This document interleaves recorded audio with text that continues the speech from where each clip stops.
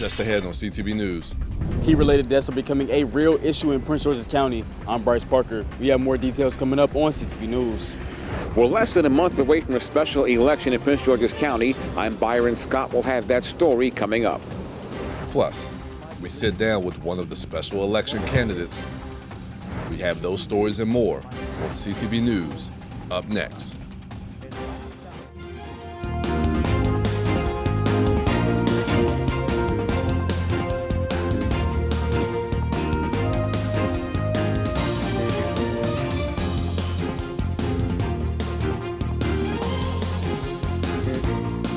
Good evening and happy Wednesday, everyone. It's July 10th. You're watching CTV News. I'm Michaela Newton.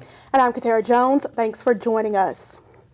What could have been a tragic scene ended peacefully. A man who police say appeared to be hallucinating fired multiple shots out of a Bowie home Tuesday, hitting a neighboring house where a family was home. Bowie police say around noon yesterday, officers were called to the 2800 block at Sudbury Lane for an armed break-in. When police arrived on the scene, they found an armed man was actually a resident of the home. While opening fire from inside, the man hit a neighboring home. Police say the neighbors were inside, but no one was hurt. The man then rushed towards the responding officer with his gun. Officers instructed the man to drop the weapon, and he cooperated. I'm so proud of our officers, even dealing with some of the staffing shortages that we've been experiencing. They were able to respond immediately, and the response time, was outstanding to this critical. Regard for their own safety, they were able to investigate this matter and did it so in such a professional way that no one was injured. But the investigation is still continuing as our investigators are continuing to follow up leads, and we will be reviewing, this case with the state's attorney's office to see if charges may be warranted. But at this time, the person of interest is being evaluated, for a mental health evaluation. Several other people were evacuated from the home, including multiple children. Now to an update, the Key Bridge collapse was a topic of discussion on Capitol Hill today. The Senate Environment and Public Works Committee held a hearing this morning on the state and federal response to the collapse and the next steps in the rebuilding process. Now, the committee also discussed the Baltimore Bridge Relief Act, which was introduced by Maryland's entire congressional delegation. It calls for the federal government to fund the total cost of replacing the Key Bridge. This bridge was completed in 1977. The Neo-Panamax type vessels like the Dolly showed up in our waterways 40 years later. And so the concrete dolphins that were out there protecting Pier 17 and 18 and the fendering were clearly not sufficient for vessels of that size. Rebuilding the bridge to meet the future needs of the commerce is a national imperative. It is crucial to restoring jobs, protecting essential supply chain, and reducing inflation nationwide. FHWA's focus now is supporting Maryland as much as possible as they work to reconstruct the bridge. We've been in direct communication with MDOT regarding all possible options for building the bridge, and we are committed to supporting these efforts so that the bridge can be reconstructed as quickly and safely as possible. And Maryland has estimated the cost of a new bridge to be between $1.7 and $1.9 billion. Now, the new Key Bridge is expected to be built by fall of 2028. President Joe Biden says he is staying in the race amid calls for him to drop his re-election campaign after his disappointing debate performance. In an open letter to Congress on Monday, Biden says he is not leaving the race and that Democrats need to move forward as a unified party to defeat Donald Trump. Several top Democrats have showed their support for Biden, including Governor Wes Moore and House Democrat leader Hakeem Jeffries. The Democratic National Convention is scheduled for August 19th in Chicago. Well, with no end in sight as the record-breaking heat wave continues, concerns around heat-related deaths in our county remain. Bryce Parker has more from Largo. The Maryland Health Department has reported 4 heat-related deaths in this state this summer so far, and all 4 of those deaths were located in Prince George's County. As we are currently in the middle of another heat index for the D.C. area, heat-related deaths and illnesses are of the utmost concern. Yesterday was the 10th day this summer where temperatures reached 97 degrees or higher, and we will have to weather this extreme heat at least until Thursday, as showers are expected to bring some relief from the heat on Friday. Heat-related illnesses such as heat exhaustion are also up as the heat index has been peaking at over 110 degrees.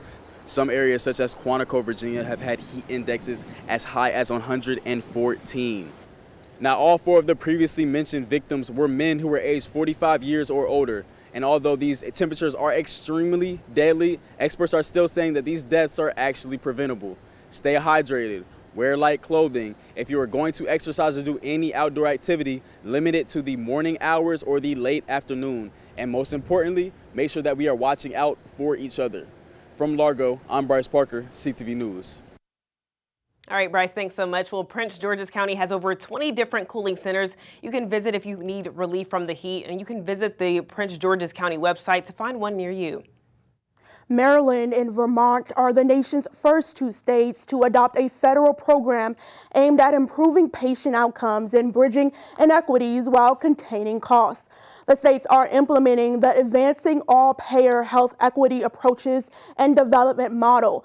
Officials say the program will help participating states implement what's called a total care model. Maryland, ahead of the curve, is already using total cost of care model. That system requires states to meet certain metrics indicating the state has reduced per capita costs while delivering quality health care services.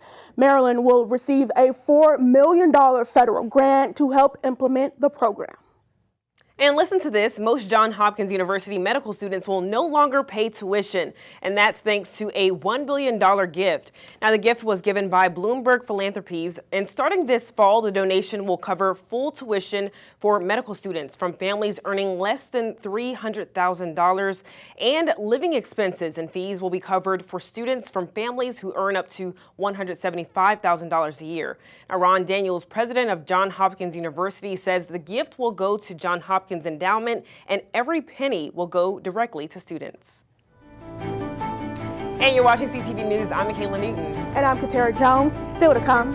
A Los Angeles-based comedy group is making its way to Prince George's County. Find out where you can catch that right after the break.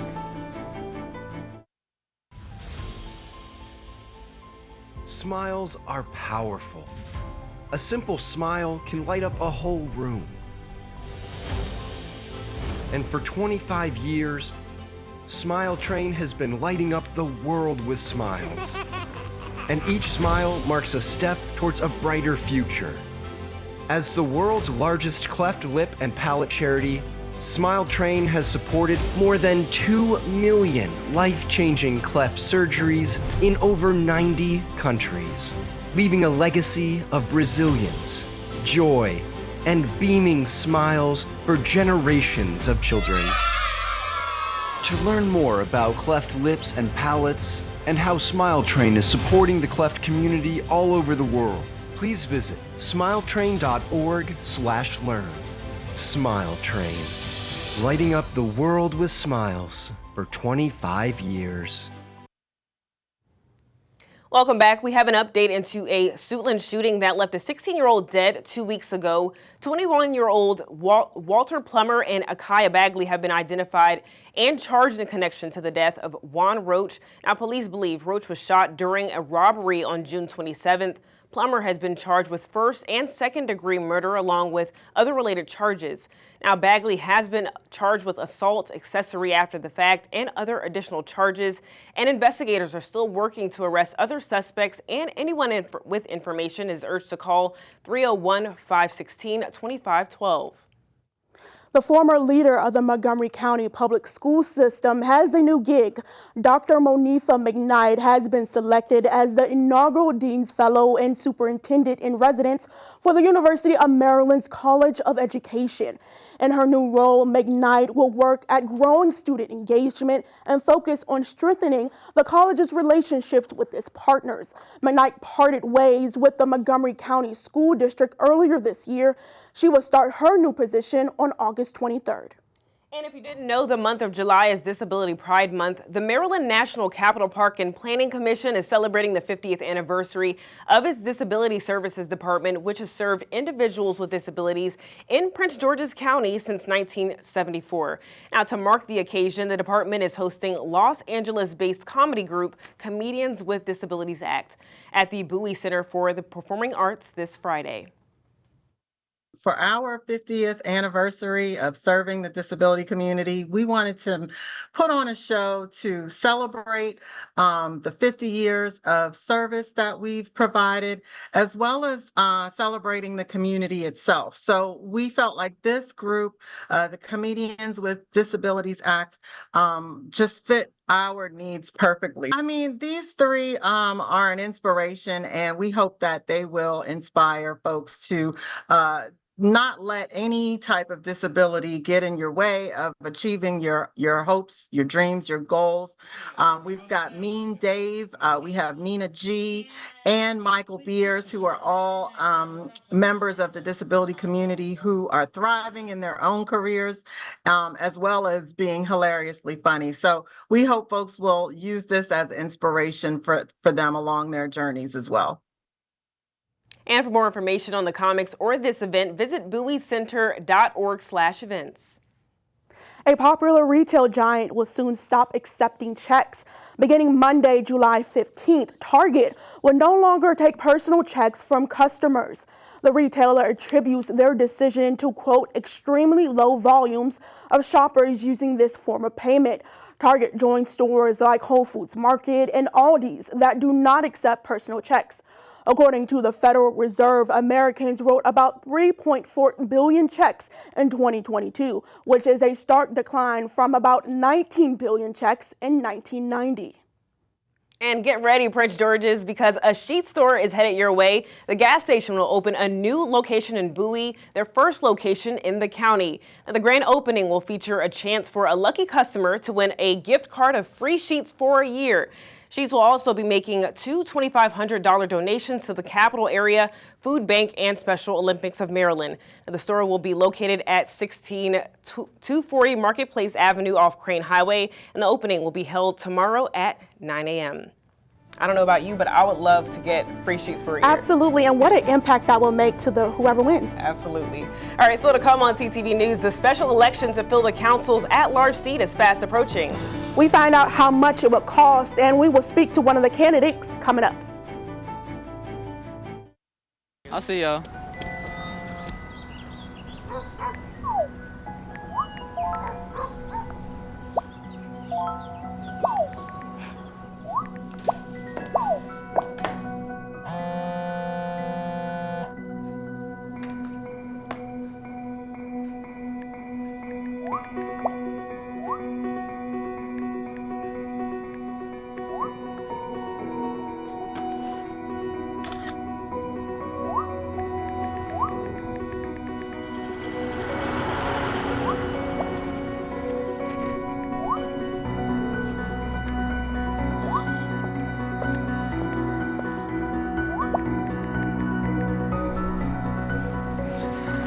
Batteries and 2 flashlights. What's up, champ? I feel like you get taller every time I see you.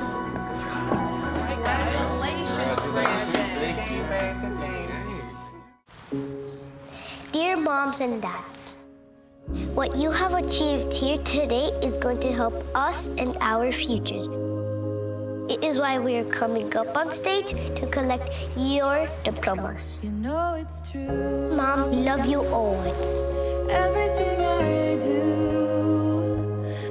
When you graduate, they graduate. Visit finishyourdiploma.org to find free and supportive adult education centers near you. Hi. I'm your retirement fear. But don't be scared. You're still in pre-retirement. Does that mean I have more time to plan? Precisely. Here, this is pretirement.org. Retirement savings options? Potential tax breaks. Move. This isn't scary. I'm doing it. You got this. Visit thisispretirement.org for free resources to help you customize your action plan.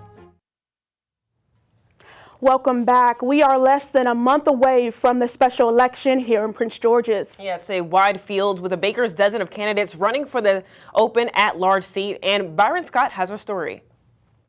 This is our job. This is what we do. Wendy Honesty Bay is the elections administrator for Prince George's County. Her office is gearing up for the upcoming special election for the at-large council seat that was vacated by Mel Franklin, who resigned after he was hit with embezzlement and other charges. And we'll have early vote centers open. Honesty Bay says the biggest task thus far has been one of logistics. Finding the locations to host the special election because we're gearing up for our presidential general election. The sites that we would normally use weren't available, so we reached out to the school systems, and we will be using 9 locations within the school system. 13 people are running, 9 Democrats, 4 Republicans.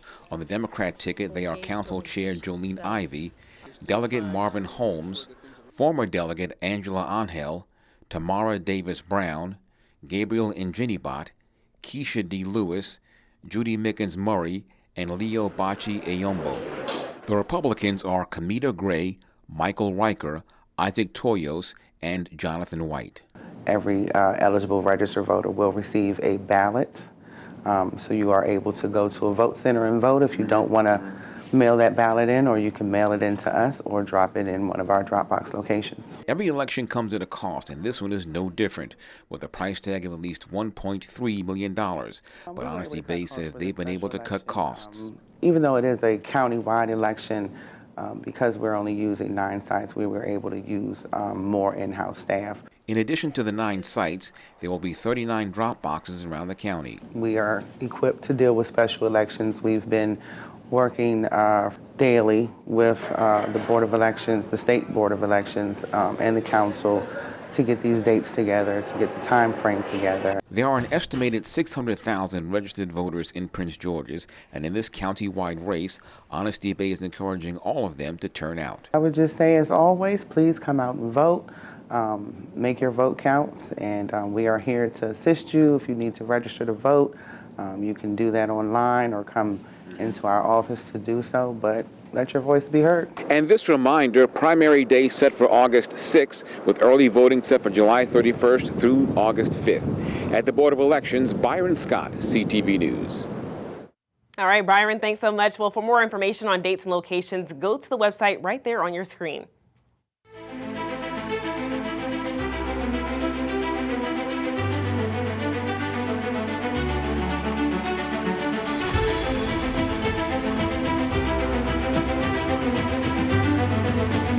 Just reported 9 candidates are running for the at-large seat. For the next coming weeks, CTV will introduce you to each of those candidates. And joining us now in the studio today is Democratic candidate Gabriel Njenibot. Gabriel, thanks so much for joining us. Of course, thank you for inviting me to our hometown TV. Okay, so sir, you know, I know you ran for the congressional 4-district seat, but now you're running for the vacant at-large county council seat. Correct. Can you first talk to our viewers a little bit about who you are and why you decided to run? So, again, my name is Gabriel Njenibot, as you guys rightly said. I did run for the congressional seat for District 4 of Maryland 2 months ago. And the reason why I ran is because for a very long time, Prince George's County has been on a downward slope when it comes to economic development. If anybody remember who or when Curry was county exec, Prince George's County was referred to as, or was actually known as, the richest black county in the entire nation. It was the envy of the country, and people flocked into the district. But after that, 500,000 people have literally left Prince George's County to our neighboring counties like Charles County. In fact, Charles County now enjoys the privilege or the name recognition that Prince George's County had in the 2000s for a variety of reasons, which, as we all know, crime is one of them. And during this past summertime, a lot of stuff has happened that people have lost their lives, and this is the reason why people are leaving. Another reason is because of our educational system. We rank at the bottom 50% when it comes to the educational system in the entire state of Maryland. Our kids do struggle at an 8% proficiency in math, 24% proficiency in reading, and only 76% of these students will graduate at the end of the school year. Now, I think that over the course of the decades, it's time for us to have a new energy, for a new leadership, because for so long, we've seen that those who are in power, nothing has changed. You know, you heard about the saying that doing the same things over and over again and expecting that the result is going to be different. So far, we haven't seen it. And I'm not saying that nothing has been done, but we could do better. And in order for this to happen, we have to have a new face, new leadership, new energy with a new type of governance in the district, or in the county and in the district. And one of your top priorities when you were running for Congress, the congressional seat, was to increase entrepreneurs of color. So tell me, how exactly do you plan on doing that this time around? Actually, as we all know, a lot of our folks in the county are entrepreneurs. And we've looked at the administrative bottlenecks that is involved in issuing permits for certain types of businesses. I think that it's time for us to reduce those administrative bottlenecks and get more people to work in our counties to speed up the process of acquiring permits and encourage those who want to open small businesses and give them the chance to, you know, open these small businesses. Small businesses actually is the backbone, bedrock of this county. If you take out all our small businesses, our county is going to bleed. And so we want to encourage people to come into the county by reducing taxes in certain types of businesses, and encourage people to come in and ensure that our county becomes the envy of the nation, increased tourism, so people can come in, and then we can, you know, our economy could thrive, and we can have the county to be what it was when, like I said, when Wayne Curry was county exec. And so we have to give people a chance to stay in our county and not push them out to go to our neighboring counties, as we've seen in the past few years.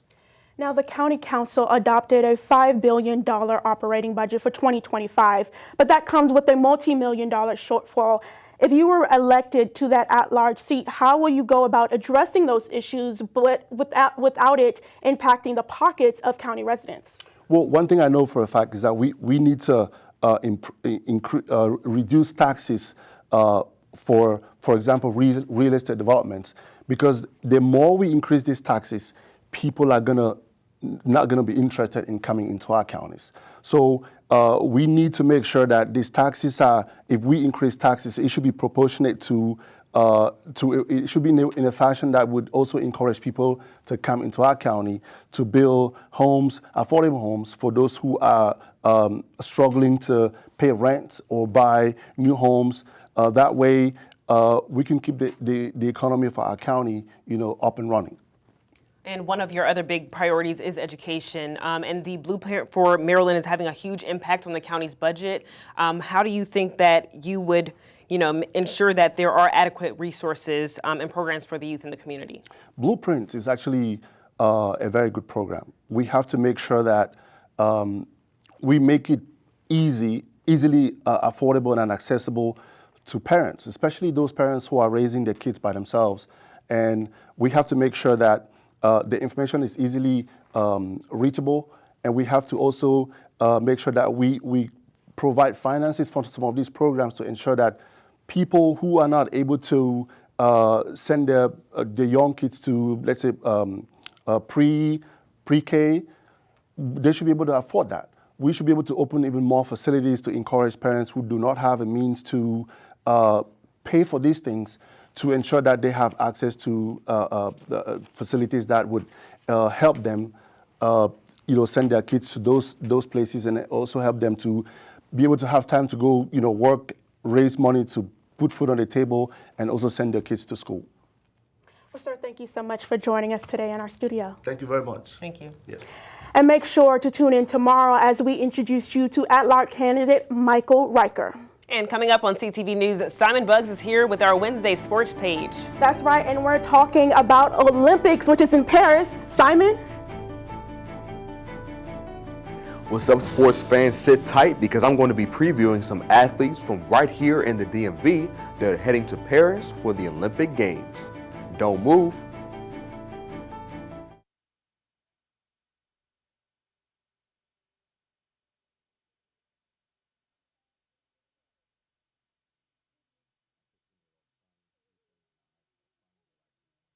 Returned home, and Ethan walked to his best friend's house an hour later. I heard the ambulance scream by the street, carrying my beautiful boy. Ethan was shot in the head in his best friend's house with an unsecured gun. He had zero chance of survival. The father, the gun owner, he stored his 3 guns and bullets in a shoebox.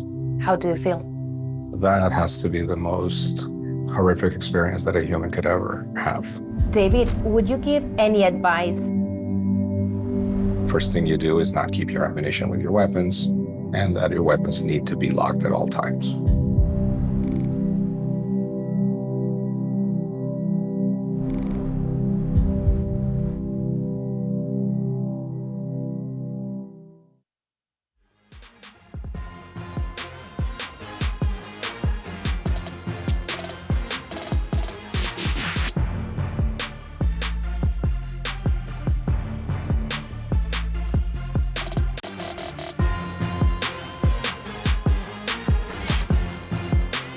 Okay, everybody, it's time for your Tuesday sports page. Now, there are so many athletes from this area that are all looking to put their talents on display at the Olympics in a couple of weeks. From swimming to boxing to fencing, these athletes I'm about to show you are all looking to bring home the gold. We begin with Phoebe Bacon. Bacon is a Chevy Chase, Maryland native who is competing in her second Olympics in the 200-meter backstroke. Next is Aaron Brooks from Hagerstown, Maryland. The 23-year-old will be making his Olympic debut in the sport of wrestling. Rower Claire Collins out of McLean, Virginia is no stranger to the Olympics as she'll be competing for the second time. She'll be competing in either the women's 4 or 8. NBA superstar Kevin Durant will be playing for his 4th gold medal in the Olympics. The 14-time All-Star and 2-time NBA champ hails from Prince George's County. Moving on to Emily Fox, the 25-year-old Virginia product will be making her Olympic debut in Paris. Fox will be competing alongside the U.S. women's national soccer team. One of the youngest DMV athletes in the Olympics is swimmer Erin Gemmel. The 19-year-old from Potomac, Maryland will be competing in her first Olympic Games as part of the 4x200 freestyle relay team. Good luck to all the athletes in their quest for gold. Meanwhile, the Orioles will have a 4th player representing them in the All-Star game next week.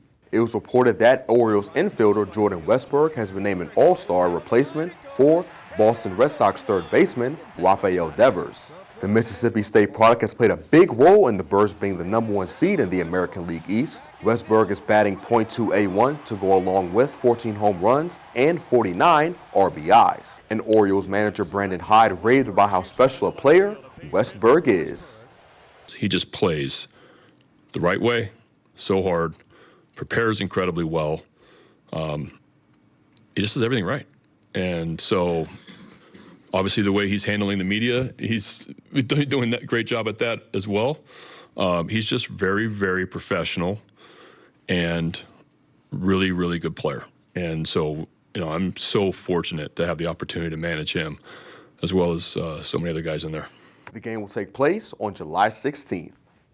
And wrapping up sports, congratulations to Commanders rookie quarterback Jaden Daniels for being named the SEC Male Athlete of the Year. The former first-round pick had a monster final season at LSU as he became the only player in FBS history to rush for 200 yards and pass for 350 yards in a game. He was also named the SEC Offensive Player of the Year en route to him winning the 2023 Heisman Trophy. And that wraps up your Tuesday sports page. Simon Buggs, CTV Sports. Thank you, Simon, for that report. Now let's get a check at our 3-day weather forecast. Showers and thunderstorms are likely later tonight. Thursday, we're looking at a high of 92, and it will be mostly sunny, but we'll have a 50% chance of rain. And Friday's chance of rain jumps to 70%, and we're looking at a high of 84 and a low of 73. Saturday will reach a high of 91, but we have a chance of rain and thunderstorms around 2 p.m. And now for a look at our community calendar. The City of Bowie Arts Committee is hosting an art gallery reception for their newest exhibit. Water, Water Everywhere will showcase original artwork with water images that evoke feelings of purity, serenity, and rejuvenation. And the exhibit takes place at Bowie City Hall from 7 to 8 p.m. But for more information, contact the number right there on your screen. And that wraps up CTV News. Thanks for joining us. We'll see you again tomorrow. Have a good night.